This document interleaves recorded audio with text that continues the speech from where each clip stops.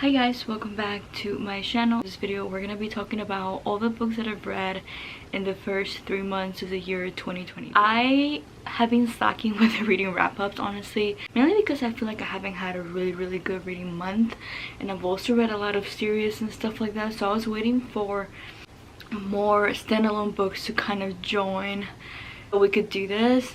I spent way too long looking for the books that I read this month, and I still can't find the Magnolia Parks books. It's driving me crazy, and it makes me realize how many books I own that I just haven't read.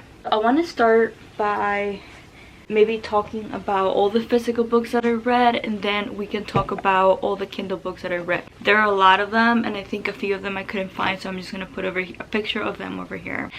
I have only read like 17 or 18 books so far this year. I have read 17 books this year so far. I'm 8 books behind schedule, as you can see there, and that's kind of concerning because that means I'm probably not going to be meeting my reading goal for the year, but it's okay.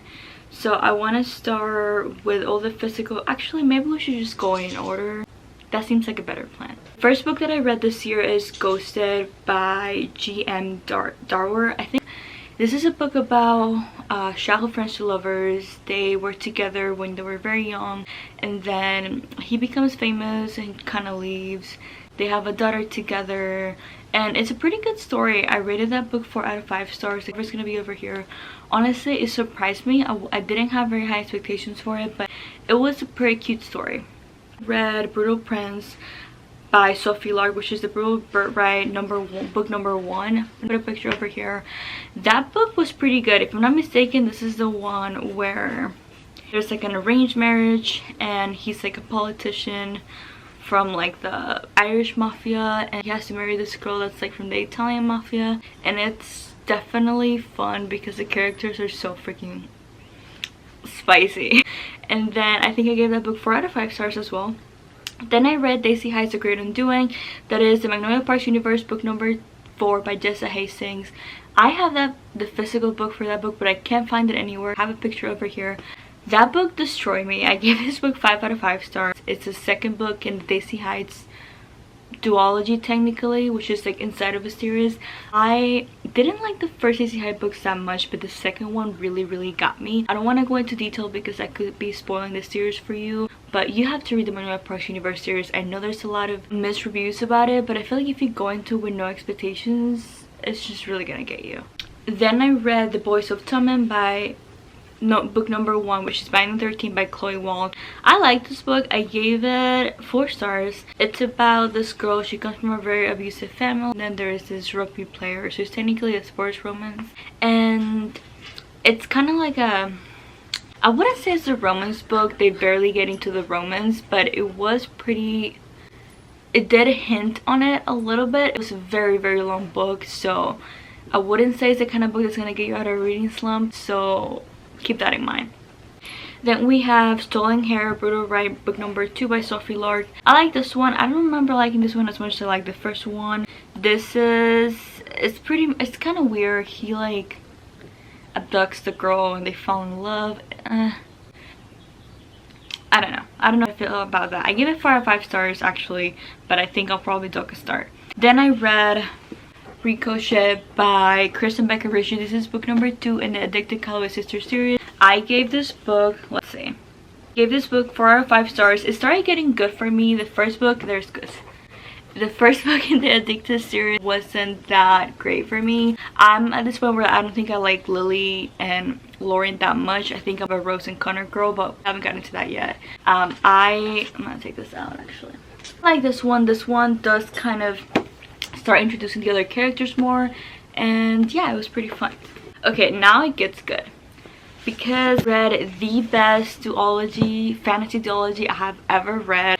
I might as go as far as saying that I might even like it better than, no, I'm not gonna say that.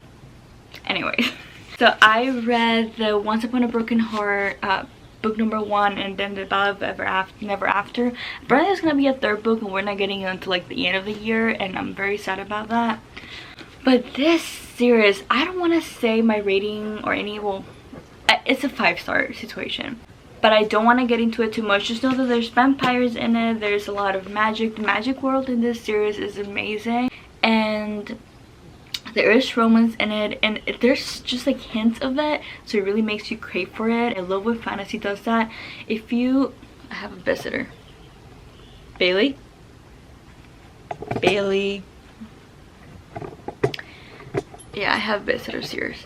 Yeah, you have to read this. I don't want to get into it. I annotated both of these, and it's too good.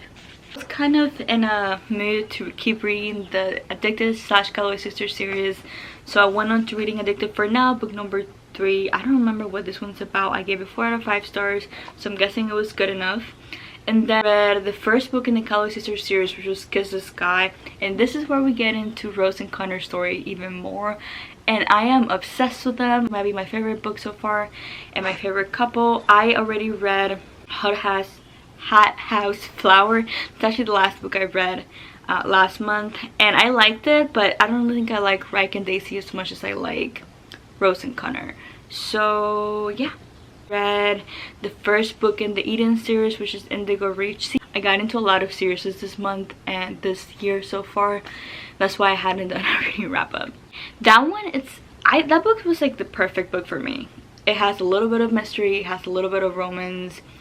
She's like the sheriff in the town, and she has to solve this murder, and which technically we don't know if it's a murder for most of the book. And then she has a one-night stand with this guy who is like a member of the, I want to say a member of the most prominent family in the town, and it's like really gets into stuff. It's very good. Then I read The Housemaid's Secret, which is the Housemaid book number 2. Technically this can be read as standalones, but I think you should read them in the order that they're supposed to be. This is by Frida McFadden. If you know me, this is one of my favorite thriller authors. I've been talking about Frida McFadden for years now. I'm obsessed with her writing.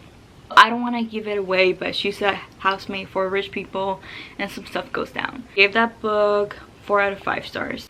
Then we've got, this is when I started getting into Taylor Jenkins Reid again, and I read One Through Loves by Taylor Jenkins Reid. I gave this book 5 out of 5 stars, even though the ending, I feel like because of the ending I should duck a star from my rating, because I just didn't agree with the ending, but it was so nicely executed in a way. Let's just go with 4 out of 5 stars. It's about this girl. She gets married to this guy. They were dating since like high school, and then he goes missing and he gets declared dead, and then she meets this other guy. They start dating, they get engaged, and then the husband turns up. So she has a husband and a fiance, and the ride that this book takes you in, just amazing. And then everyone was raving about this book on booktok and bookstagram, so I was like, you know, I'm gonna give this series a try. And then I got in comments about people saying like, oh, what do you expect, it was a cowboy romance. Let me just give you my thoughts real quick. So this is Flawless by Elsie Silver. I personally like this book, but I didn't love it, mainly because it was very yeehaw. And I get it that it's a cowboy romance, but man, did they have to really make that clear for you. It's like, you know how in sports romances they do kind of hint at the sport and they talk about it a little bit, but in this one it's like it was his entire personality, and it was getting kind of annoying. I gave this book 3 out of 5 stars, 3.5 out of 5 stars. It was cute. I didn't think that they focused on the chemistry of the book that much, and the chemistry of the characters within the romance relationship, and that's why I didn't give this book a higher rating, and I stand by that. Don't come for me, I know everyone loves this. I've heard that book number 2 is better, so I'm probably gonna still get that one. And I read After I Do by Taylor Jenkins Reid. This was a rough one, okay? I thought I was gonna love this book because I was kind of on a Taylor Jenkins Reid kick. I gave this book 2 out of 5 stars, which is pretty freaking low.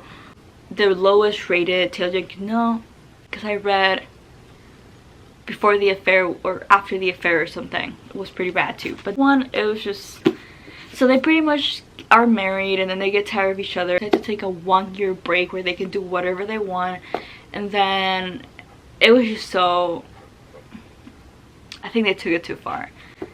Not a fan of this one. Happy Ever After playlist by Abby Jimenez. This can be read as a standalone, even though it's technically part of the Friendzone series. This is technically book number 2. This was a 5-star read, okay? Destiny Sitwell recommended this book to Haley fam in a video that they did, and I had to read it. It just looked so good. It sounded so good. I gave this book 5 out of 5 stars. If you like the trope where one of them is famous, there's also grief in the book, so it's not all just like fluffy. It's just so good. He's a singer. She like finds his dog and they start texting, and it just gives you everything that a romance is supposed to give. So obsessed with this one. About one more book, mainly because I think I'm gonna count it as read, even though I haven't fully finished.